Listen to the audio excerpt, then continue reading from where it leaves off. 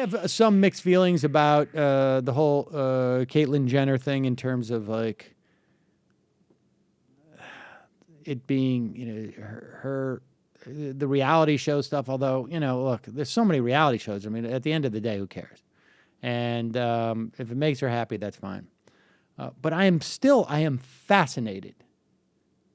And I'm aware of it. I mean, it's not like you can watch the news and not know about it for the most part. But I don't think it's a bigger story than, certainly not a bigger story than Kardashian whenever, her stuff was big, or I don't know, any other celebrity thing, right? Well, to Alex Jones, apparently, he can't escape it. It is being shoved down his throat, rammed down his throat. What channel is Alex Jones watching? Well, it's just... Does he watch it? Does he accidentally have his TV on like E or something? No, it's fascinating because, well, here's Alex Jones bemoaning this. Here we go. We've got just all this craziness going on, and you'd think none of that matters in the world as Obama prepares executive orders to restrict the Second Amendment. That could cause a civil war. And look at this. Miss America, if you're a TV viewer, you can click on it. And it's these photo shoots. And it's some old guy with... All right. So he is looking at pictures of Caitlyn Jenner from the cover of Vanity Fair. Now, I just want to review for a moment. He's bemoaning all the craziness that's going on and how we're not paying attention to the very real possibility of a civil war in this country. A civil war. You'll recall the last civil war. 500,000 people died. This is a big deal, folks. And we're obviously avoiding it because of all the craziness that's going on. I just think it's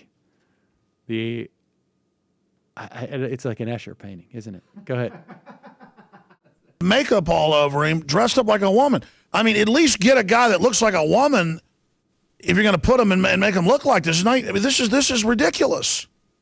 Now it's a creepy old guy like a woman. I mean, it's just force-feeding weirdness.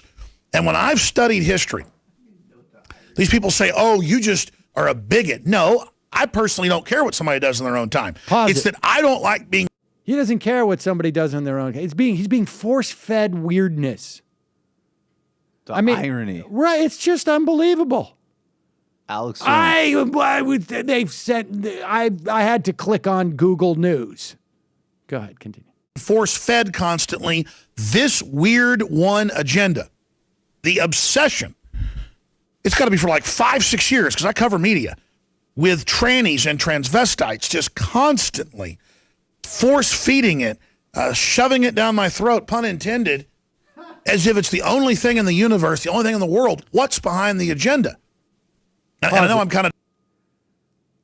Have we been force-fed? I mean, have we been force-fed this constant stream of stories about transgender people? I mean, there's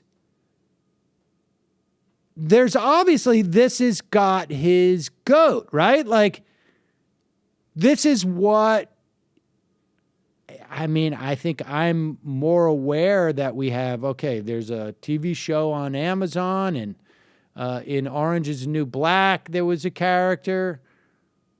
I imagine, I don't know if we've had other transgender characters, but I mean, is that really like a constant stream? I mean, it just, the problem with Alex Jones is it makes him uncomfortable.